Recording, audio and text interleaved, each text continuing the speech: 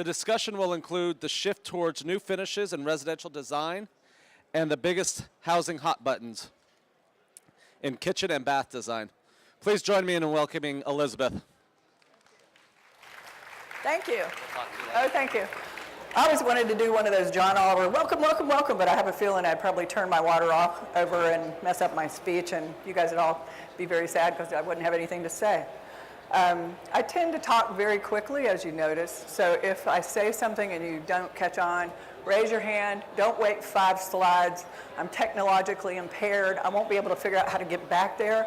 If you have a question, or I could circle it on my notes and know maybe which slide it is, but you are welcome to stop me at any time and interrupt. I'm very interruptible. I have children. That kind of goes with the territory, right? Since it's going to seem like I'm jumping a bit, I want to give you my framework for organization just so you can have a sense. First, I'm going to talk a little bit about color and the trends with color, and then a little bit about products and either new products. Yes, ma'am. Can I speak up a little bit? Can the sound man turn up the sound? Yes, thank you. Thank you very much. So I'm going to start with color and then mix in some product trends, and then from there, I'm going to go into some things I see in new home design, some features that are out there emerging. So before I do that, I want to know, how many of you have been in this industry 5 years or less? Okay, we got a handful. 10? 15? Do we have some 20-year veterans? Where is Fred Parker when I need him? Oh, okay, 20-year. All right, when was the last time that you saw gray as a popular color in this country? Do you remember? Do you remember what was happening? It was the S&L crisis. It was back in the late 80s, early 90s. Gray became a really popular color. I know, I had a gray kitchen. I had gray countertops. I had gray appliances. Why did we go to gray? We were depressed. Well, guess what? 2008 happened, and we got depressed again. We really did. And after 2008, we moved on and had the election, and so 50% of us are still depressed. The other 50% of us are trying to move on. We know that that means California and New York are still depressed, but the rest of us are trying to go on. This is Sherwin-Williams Color of the Year. This is decidedly a non-gray color. It's called poised taupe. Why it's poised, I don't know. It could be slouching taupe, but it's taupe. We're moving away from the gray. Now, the takeaway to that isn't that your clients aren't going to still elect to do gray. You're going to have a lot of people that haven't had it, want it. Gray's going to hang in there for a while, but I'm doing specifications on 2 $1 million plus houses, and I'm not painting them gray. And there's a reason, because I think you'll see us moving beyond that. But because of the popularity of gray and the combination with white cabinets over the past several years, we've got a lot of people in the interior design world saying, we're just doing what we did back in the 90s, aren't we? It's the same thing. It's gray with white cabinets. Well, I say to that, some, but not all, because like in this particular slide you see, we're seeing a lot of glazing and a lot of off-white cabinets, not necessarily so white. There was a builder study last year that said only 34% of the cabinets installed in new houses were white, which kind of surprised me actually. What worried me is I think 14% said other, so maybe 14% were off-white, but it's still a popular trend, but we're seeing a lot of the glazing, and we're seeing some 2 colors. This has been going on now for years, but it's continuing. It's kind of difficult to see in this particular slide, but there's an inner island and an outer island. If you look at the inner island, you can see that it's stained dark, while the outer island and the perimeter of the kitchen are all painted. Another couple of things to note, not that it's on the same vein, but the flat, very wide, one-level island is definitely an in, and what I call pendant punctuation. We can't seem to do islands without punctuating them with pendants. So those are all very big trends. This is a kitchen we did in Bryan, Texas recently. And the wood on that previous kitchen, you'll notice, was dark, was really dark. We're getting away from some of the super dark flooring. Starting to see some lighter flooring. We're certainly getting away, or at least I'm trying to get away from distressed wood. How many people are still doing distressed? There's a little of it, but it's starting to finally see a slow and painful death. But because of this light wood trend, people are again comparing this to the 90s. The difference is this is more of a weathered wood. It's not the blonde or the bleached or those hideous wood tones we did back then. And you'll note that the plank size, we're not doing these little 2.5, 3-inch planks. The plank size on these particular, I think these are either 6 or 8 inches wide. So sometimes bigger really is better. Okay, I'll leave it at that. And then today, you almost have to tap on that wood look to tell if it's really wood. This is actually tile that looks like wood. And you would think, since it looks like hickory, hickory's got so much variation that it would be very difficult to make the tile look like hickory, but I think they did a really, really good job. Again, it's very deceiving in the materials, and it's all about being able to take care of it. The nice thing about the wood look tile is if you have a dog, and most of us have some kind of pets, dogs can scratch, the dog claws can scratch the wood. This tile can really take an absolute brutal beating and not show any wear. I'm actually using it in a clubhouse in Arlington. Do you guys know the Viridian project? Anybody familiar with the Viridian? It's a 2300 master plan. We're doing their 12,000 foot clubhouse, and they really wanted wood, and I kept saying, but you've got water over there and you've got kids and all this kind of stuff. So we did not go with wood, we went with wood look tile, and people are having a hard time telling the difference. Another 90s trend that is creeping back, and I say creeping back, I've seen it in quite a few houses, is wallpaper. And I don't mean, like our formula in the 90s was, oh my Lord, every bathroom had a wallpaper. Every kitchen had a wallpaper and a border. Dining room formula was either wallpaper above the chair rail, wallpaper below the chair rail. Wallpaper was everywhere. Now it's being used very, very judiciously. Like if you want a very feminine space, and that's what this particular room is. In fact, this is a 90s picture. This was her bathroom. They had his and her master bathrooms. So this was just hers. Another trend, I don't know how well this is showing up.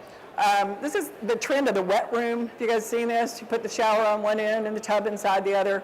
I will say personally, it is not my preference. Interestingly enough, House says it's about a 50-50 deal. If it was me building this house, I would save the money on the glass and put the money in the plumbing fixtures. I would have put maybe the 3 body sprayers or something that makes it a little sexier for the shower experience. A lot of women look at this and think there's going to be mold, mildew, it's going to stay moist, and so in our minds it becomes a maintenance nightmare. So again, I would opt for the human car wash and not this. Brick is an element we used in the 90s, but in the 90s we did remember all those brick arches, if you're old enough, brick arches over all the countertops, and it was real brick, so it took up a lot of space, it was thick. This is a brick tile. This particular one was recently introduced by Marazzi. It comes, I think, in 6 different colorways, and it's been very, very well received in popularity. In fact, we just did a house in Rough Creek, and if you know where Rough Creek is, it's way the heck out there. We did a house, and I did this exact brick in the kitchen all the way to the ceiling, and the house sold so fast I never got to get back in and get pictures of it. So it's very popular. As for plumbing fixtures, again, the ones that aren't fabulous are my personal pictures. You can still see though, in the tub, you can tell that this is oil rub bronze, and you can see the oil rub bronze in the shower heads. This is really a beautiful bathroom. It just didn't photograph as well as I had hoped. Texas, I have been told by the plumbing representatives, is really the only state just clinging to that oil rub bronze. I mean, we're like the last vestige. Maybe it's because some of the more rustic ranch look, it blends in better with that, but it's really kind of dying a death everywhere else. Satin nickel has been the dominant plumbing and lighting choice for the past couple of years, and especially in other places. Ironically, in the 90s, we only had 3 major choices. We had polished brass, antique brass, or chrome. And now the metal finishes they're crazy. I mean, they're off the chart. New Venetian bronze, antique nickel, satin copper. I don't know what these people are smoking to name these things, but they're just all over the lot. And then they're still coming out with new ones. This is Brizo's new edition. It's black, and I opted for the picture with the black and the nickel together. I think it's a prettier one. But the issue becomes from a design standpoint, you've got all these finishes, what are you matching it with when you're doing your toilet accessories? Unless the manufacturers make the toilet accessories, the toilet paper holders and the paper towel hold, all that stuff. If they don't make it, then it's really hard to use these fixtures. So I think they've gotten smart and they're starting to make all those things now. Believe it or not, all of the people in the design world are saying gold is going to make a comeback, and so is, you got it, brass, shiny brass. Now, I'm not sure how quickly it's going to make that comeback. The term usually is somewhere between 10 to 15 years for it to die and then come back. I'm actually redesigning a house in Colleyville, and she's like, please tell me I don't have to change all my fixtures. They are all polished brass. And I'm saying, well, if you give it another year or so, you're probably going to be right in there. I mean, so it is coming back around, believe it or not. Now, this is a slide I took. Can you see what it says in the middle? It says cashmere pearl. In terms of finishes, we used to only have a couple of paint finishes. I mean, we had flat, we had eggshell, it wasn't even called eggshell back then, I forgot what we called it, and then we had semi-gloss and gloss. On the new Sherwin-Williams gloss indicator for shine, there are 9 different layers of gloss. That's what this came off of. I just stopped to visit with the Kelly Moore guys to see how many they had, and they have 6. But they said their 6 is a tighter range. Of course, they're going to say they're better, but anyway, we've just got more choices in absolutely everything in the building industry than we've ever had before. And while we're talking about finishes, I think the consumer got really smart and they said, you know, I'm tired of cleaning these shiny stainless refrigerators from, you know, little fingerprints and smudges. So this is GE's new lineup. They have 3 new additions. They are called, where is it? They're up there on there. This is their own slide and it's hard to read, but they've got, they've got black stainless is what they call it, and the 2 grays. I think those are interesting. And what's really ironic is they're introducing these finishes in the face of what happened last year, which was 79% of the appliances delivered to new homes were shiny stainless steel. So here's Decor's new finish. They call it graphite stainless. So now even for the companies that aren't going to have completely new finishes, what they're going to have is a new texture. I think you'll see them come up with some kind of matte finish that will help cover the fingerprints. Even if it's a stainless, it'll be a matte stainless. So I'm saying shine is on the decline and matte's really on the rise. And Tammy, don't you wear your stilettos when you cook? I mean, I always wear my stilettos. How about you ladies? Don't you wear your stilettos? It's kind of ridiculous. Oh, well. Anyway, while we're on the subject of appliances, this is, to me, it's kind of an anomaly. The rise of the steam oven has been kind of the latest rage in cooking. Now, I personally don't know that the consumer is ready to give up the real estate for an appliance that most of them do not know how to use. And most consumers, in my experience, don't read the directions either, especially you guys. We know you don't read directions, but they're coupling it with the convection oven, trying to push these things. That's Bosch's. And then here we have Wolf's version. Again, it says it's unplumbed. Do you know what that means? It's like a Mr. Coffee. You have to put water in it every so often. So if you're going to roast a whatever in there for 3 hours, you can't just go to the grocery store.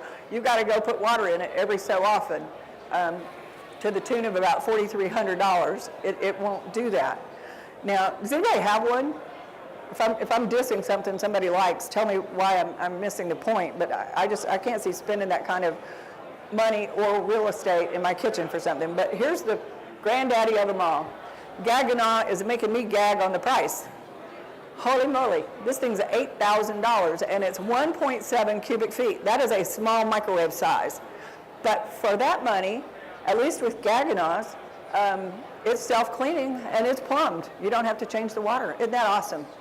For $8,000, personally, I think it should walk the dog and take out the garbage. That'd be my plan. And then this appliance trend is, I think, really a great idea. This is modular refrigeration. Everybody's got a different name for it. I think Thermador calls theirs columns, but it's modular refrigeration. So you could pick, for example, 2 30-inch refrigerators for your kitchen. So you could have 60 inches of pure refrigeration. You could pick 30 inches of refrigeration in a wine column. You could pick, 30 inches of freezer. The choices are absolutely limitless. It's really good. And we've also done some very high-end models in condo buildings, and they had 48-inch refrigerators, and I can tell you, getting those big puppies up in a service elevator is a bear. So I don't know if that helped drive some of the design theory behind this, but I know it'll help in those markets. And what's interesting to me is Decor has come out with one. Now get this, Decor's new modular refrigerators have cameras in them that are Wi-Fi enabled, so you can call your refrigerator if you're at the grocery store and see if you need to buy eggs. You can call it and just take a peek around your refrigerator. Oh, you only got 2 eggs, need to buy eggs. How Jetson-esque. Anyway, so we've got appliances that are getting smart and very connected, but what about people like me who have trouble with the remote control? I can't even operate my remote half the time, and now we're going to have the appliances that are smarter than we are. So I'm saying you need to plan to see the collision of the smart appliance wave and the silver tsunami. You know what the silver tsunami is, right? Yeah, I am one. Anyway, it's going to be interesting. So some say that granite is on the wane, and I just talked to the Caesar stone guy, and I'll tell you what he said. It was pretty interesting. In new houses, granite was 64% of the desired countertops and kitchens last year. He said in remodels, it's 62% Caesar stone or quartz, which I thought was very fascinating. But right now, I don't think you're going to see granite on the decline in new homes anytime soon. If given the option, people are opting for the real McCoy.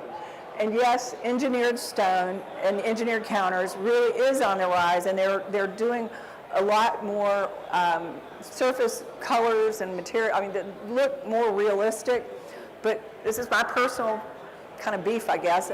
Until it gets closer to the price of granite, I'm just not sure you're going to see it take over the new home market. When granite's already an upgrade for most builders, people will opt for that. But when you start telling them quartz or quartzite or something, that upgrade really adds up, and they're still going for the real McCoy. And this is one of those materials that's gone to a larger format. You can see how big the format. Just like the wood planks I mentioned earlier, everything is going to a bigger and bigger format. Now, in something like this, I can see in a contemporary application where you don't want to have a seam, it makes all kinds of sense. Also, for those people who like gray, the engineered material makes a whole lot of sense, because if you're going to put real material in your kitchen in gray, you're probably putting in marble, and marble sure doesn't perform in a kitchen application. You have to seal the snot out of it and then seal it again. I have a friend who actually put it in her house in Mira Vista, and the first party she had, somebody spilled red wine on it. It's not coming out, so it's a bad thing. Also, in the large format, talking about large formats, that same house we're doing in Colleyville, we're taking out and we're putting in 2-foot by 4-foot tile. Now, it's a ginormous house. It can handle it. But I was in the tile store last week asking them about their large format tile, and he told me they are coming out with tile that is 6 feet. 6 feet. I just think aesthetically, with the size of most of the houses we deal in, I don't know where you're going to have the space. It's going to look chopped up. But right now, I'm telling you, bigger really is better. So this is an image of an ugly 90s kitchen. What happened with old pickled cabinets. And if you pickled over pine, it turned yellow. If you pickled over red oak, it turned pink. But if you tear all this out, that's what you can get. This was a real remodel. In fact, the sink that you saw in the first one's all the way at the windows on the right. We gutted this, and I show you this for a couple of reasons. One is she actually is in that trend. That is quartz in the kitchen. But she kind of bucked the new home trend in that she did 2 different levels, which we normally don't do. Now everybody's doing a single level, but since we had torn out a wall between the family room and the kitchen, she wanted the higher countertop to hide the second sink. So, and then this one also begs back to the pendant punctuation. I just think it's hilarious that everybody is doing pendants. When I first started in this business, you had Williamsburg light fixtures. Now you've got as many light fixtures as you have those plumbing fixtures I showed you earlier. In fact, one of the remodels we did last year, she picked a dining room chandelier that I swear, it looked like a paper Chinese lantern with holes poked in it. It was the most hideous, god-awful thing I'd ever seen. And she spent a lot of money on it, but loved it. So it's all about personal preferences. So I thought this particular slide, which image I took out of the Texas Builder magazine, I thought that tagline at the bottom was really interesting. Buyers looking for bigger homes with more options, because I had written in this, it's all about individual choices and personal tastes, and that is just so true. And the last product I'm going to touch on is the throne. But no, I couldn't put a picture of a toilet up here. I'm sorry, I just couldn't do it. So we're actually seeing some improvements in toilets over the years. The European two flushers have finally made it over here. And Toto, believe it or not, has elevated the lowly toilet to an outright spa experience. Have any of you guys seen this thing? It actually came out in 1980, but they've made a lot of improvements to it. It's called the washlet. And the washlet learns who you are, and it senses your activity and will adjust itself accordingly. It will wash and blow you dry. It also is self-cleaning. It has an aroma thing. It has lights that come on, lights, action, flush, something. Anyway, we've only installed a couple in remodels, and actually, ironically, they were both doctors, and we have two in planning stage, and one of them's a doctor and one's an engineer. But it really is a very interesting new kind of toilet thing. Okay, let's get off of that crappy topic and shift gears. Design themes. Design themes come and go, and a lot of them seem to kind of merge together. Gone is the shabby chic and the eclectic, and hopefully, you know, that mirrored furniture is kind of a Art Deco wannabe stuff. Hopefully that's gone too. But so now we've got coastal, beachy, which it kind of blends into some of the shabby chic because it's characterized by these aqueous colors, a lot of weathered wood, white accents. But back to 2008 when we were depressed, think about it. This color scheme really came into its own at that point in time. Why? We were in a very stressful, distressed period as a country, and this is a very calming, soothing color scheme. So that's how we responded. And then there's a bit of overlap between kind of the beach and this whole farmhouse thing. Farmhouse, obviously, with shiplap, some of the weathered finishes, chalkboard, some of the corrugated metals. I don't know that we see this going away anytime soon, because I don't see them going away anytime soon. Do you? I took this last year. They opened the Sunbelt show last year, and they were exactly on the show, just like they are on TV. The other thing we've seen a bit of is mid-century modern, and I'll attribute that to younger people buying homes from the 50s and 60s and trying to kind of stay true to them. This is predominantly an urban infill phenomenon, I think, where they're trying to recreate kind of that whole Rat Pack era look. But oddly saying that, I judged the Hood County parade of homes, and there's a woman builder, and I don't know her name, built a mid-century modern home for the Hood County parade. It was over $1 million, and it had sold. But the details and the level of execution of those details, it was absolutely perfect. It's not something I'm suggesting you run out and build tomorrow. It's kind of a very specialized market, but it is definitely there. And in all my years of doing this, I have never seen people buy as modern furnishings and accessories as they're buying now. And part of that is to kind of mix that whole traditional modern becomes transitional. So we're seeing a big shift in consumer attitudes about furnishings that, again, I've been doing this over 30 years. It's the first major shift, I would say, towards modern that I've ever really experienced.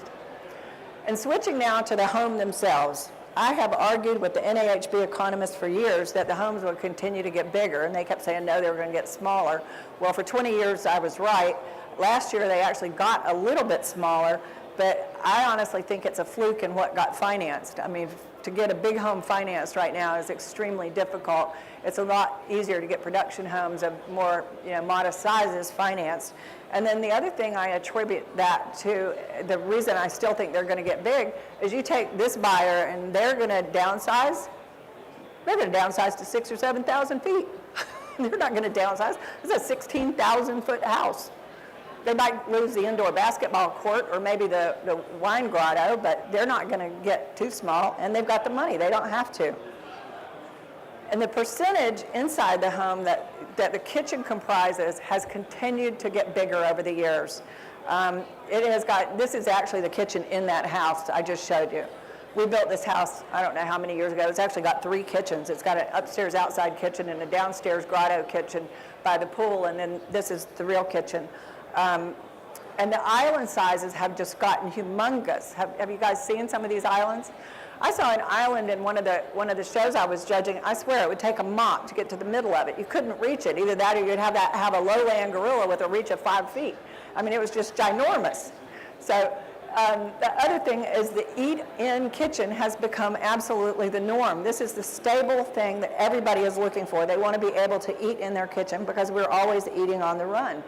So because of that, the line between the family room and the kitchen has virtually disappeared. We used to at least have a case opening, we had something, but now it's those 2 spaces just run into each other completely.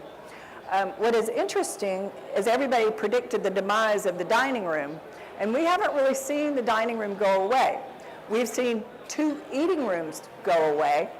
The first one is going, the first one's going to be in the kitchen, and the second one may be an option, either a formal dining or a very large breakfast room. So like in this particular home, this is a very large breakfast room. You see that piece of furniture right there? That could have been a china cabinet. This table would actually take a leaf. It's seated for 6, but it could easily seat 10 in this kitchen. The other thing I really like, I don't know if you can see the detail, is the stone on the front of the island. But few people are doing less than 1 eating area. So I would just say the trend is towards picking one or the other, either the breakfast room or the dining room and then the kitchen. So this table will seat a big crowd, just maybe not quite that big of a crowd. That might be a little overkill. So what I would think we would say is flexibility is absolutely the key, and the flex space that we've seen grow in the past number of years provides options for that personalization. Now, I have seen builders do, I'm just going to call it stupid flex space. So for example, if you could imagine walking in and there would be an opening just before this stairway to the left, they would say, oh, it's an optional study or a dining room. But you would have to walk half a mile back to the kitchen. It doesn't make sense. A woman wouldn't opt for a dining room that's so far removed from the kitchen. So I do think that flex space is important, but I think we need to rethink where we're putting it and what we're calling it. This, for example, I think was some of the best flex space I have ever seen. This was a Toll Brothers model. I judged their Prism Awards this year. I took this, so again, it's one of my crummy pictures. It was an optional wine room between the kitchen and what could be either a dining room or a study. This space could be used multitudes of different ways. If you did the dining room option, you could make this just a fabulous butler's pantry. If you wanted a bigger pantry in the kitchen, you could cut this space in half, have a pantry in the kitchen and a big closet for the study.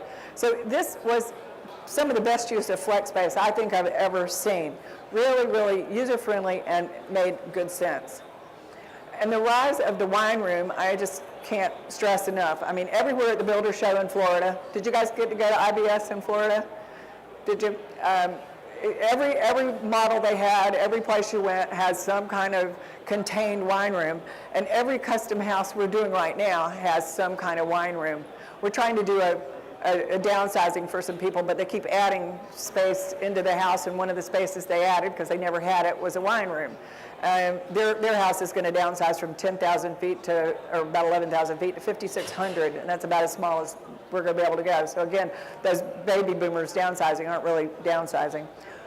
And pantries, I think pantries are going to continue to grow. As the need for counter space grows, the pantry is going to grow. Why do I say that? You've got, in most houses now, you have multiple people cooking. The mom, that day is gone. She is not in the kitchen by herself. Most of us have 2 people in the kitchen, sometimes 3. And as that need for elbow space increases, then you don't want to take up your counter space and use it for an old-fashioned appliance garage. I think the appliance garage is pretty much, I think the appliance garage is dead. I'll say it. You can quote me. It's on video.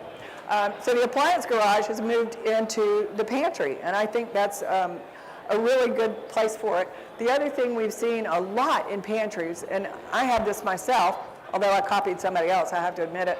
I have a big cart because one of my hobbies is I do a lot of canning and that kind of thing, but I also make bacon. I cure my own bacon. And that slicer for that bacon weighs probably about 110 pounds. So it's on a cart that has locks on it. I can pull it out, use it, and then put it back. I have a friend who bakes cookies and cupcakes. She's got a whole baking center on a cart, and it just slides in and out of her pantry. It's fabulous use of that space. And I'm happy to say that the stupid desk in the kitchen is dead. Dead, overdone, overdone.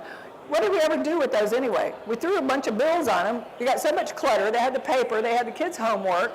It never got used. Mom never sat down and menu planned. It just got used to collect junk. And so now at least we're taking space in the utility room and we're expanding it, and we're doing more intelligent, like craft space with the utility. So you can actually do your laundry, wrap presents, do stuff all in a space. I took these pictures in a model in Houston. I actually have this same space. I call it my craft space. My husband calls it my crap space. So just think of that junked up desk on steroids. That's kind of what my space looks like. But I spend more time in that space probably than any other room in the house, and I just think it's fabulous. The other thing we're seeing is the need of space for the game room separated from a media room. It takes a lot of square footage, a whole lot of square footage. So instead of having a completely separate game room and a completely separate expensive media room, I'm starting to see a lot of models where they've put them together. You have the media and the game room space concatenated. Some of them with this separation where the media part's down lower. Fort Worth, Texas Magazine, Show House last year had a fabulous one, but I didn't get a picture of it. This is actually a John Huston model in Arlington. Again, I think this is an intelligent use of space, and it's how we live. Most people don't want to go in a media room and close the door and be in there by themselves watching a movie. If somebody else is in the house having a cocktail, playing pool, we all want to be together, and this type of space encourages that activity. And finally, we've watched the integration of the indoor and the outdoor spaces for years, and I think this trend is going to completely continue, especially with the use of things. This says executive screens. I have Phantom screens on a portion of our house. I know there are other brands. And then also the collapsible window walls. Those, when we first priced them, those collapsible glass window walls were hideously expensive, and they've come way down, dramatically down in price, and with the price decrease, there's an increase in the use of them. And finally, I've seen outdoor rooms that are starting to migrate away from the house. Now, this is kind of contrary to what I was just talking about integrating the way we live, but as we have more grandchildren in the houses and we've got maybe a mother-in-law or somebody in the house, sometimes dad wants to get away and go watch a football game in peace and quiet, and this separate little space allows them to do it. It really is I really honestly believe these are kind of detached man caves. they're away from the house, but completely usable. The ones we've seen have, like you can see, this one has a television, it's got a wet bar, it's got pretty much everything you could think of to go sit out there and have some solitude away from it. And so that's pretty much what I've seen for the market during the past couple of years. I appreciate you guys being here, and like I said, I talk fast, so we've got some time for questions if any of you have anything you'd like to ask. Anyone? Are you guys being shy? Nah? No questions? Okay, well, thank you very much. Yes?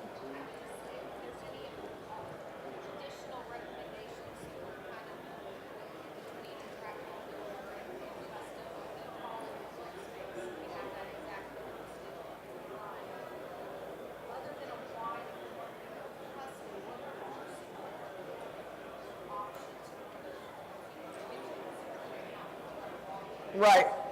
She's asking about what options for flex space could there be. Well, if there's a cut through from that room to the kitchen, then obviously the kitchen is a good option. We're seeing a lot of study options.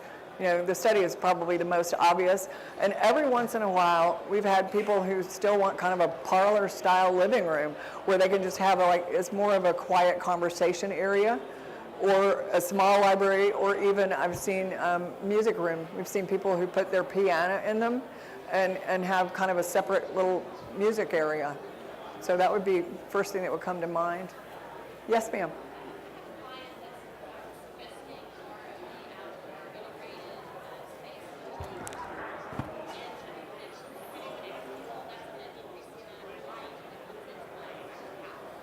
Right. We're doing exactly the same thing, and I'll tell you what, I love skylights on the outdoor patios. You can put, and they don't have to be the big double domes, you can do a single dome, they're very inexpensive, and then you still get the light, it's still conditioned space, you can still close it off, but it lets the natural light come into the house. That's a good question. Anybody else? Yes, sir. Yes, we have used quite a few barn doors. I probably should have put that in there. I didn't think about it because it's been out for a while and people have been doing it. Ironically, I had a retail store years ago and I had real barn doors and I used them to block, they were like my show things. And I finally said, this is ridiculous. I have all this junk in storage from having a retail space. I put them on a trailer to take them to Montgomery Street Antique Mall. I was going to sell them. This guy was practically running over my driver, waving at it. He said, what do you want for them? He paid me cash on the spot for real. Those were real antique barn doors. Anybody else?